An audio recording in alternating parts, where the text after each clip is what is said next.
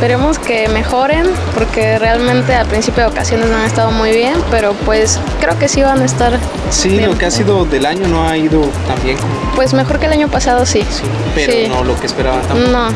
No lo que se vendía antes. Pues esperamos un gran turismo para pues, sacar la inversión que tenemos en nuestro local.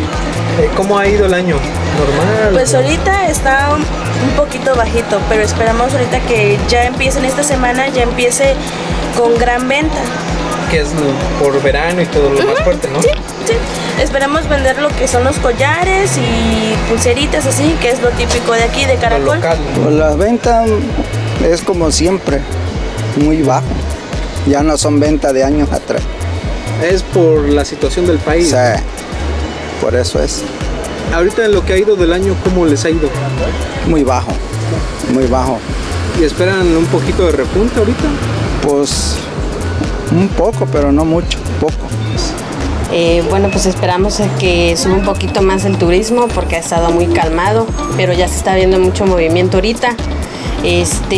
Ya se ve más gente y pues esperamos que siga así subiendo las ventas. En lo que fue del año, ¿cómo ha ido?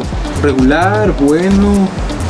Bueno, más que nada ha ido muy bien porque pues la seguridad también tiene mucho que ver y la gente ya Que la está gente viniendo venga otra vez, con sí. seguridad. El turismo ya viene con mucha seguridad. Por eso es que ha subido un poquito más que el año pasado, si te darás cuenta, sí. Pues sí, esperamos de que haya ventas porque por ahorita han estado bajas. Sí. Pero a partir de mañana esperemos en Dios que sí. O sea, Haga más. de principios del año para acá ha estado bajas en comparación al año pasado. Pues sí, sí han estado bajas. Y ahorita que es el verano, que es el turismo fuerte, ya mejoren. Sí, ya empieza a mejorar más la venta, empieza a subir más.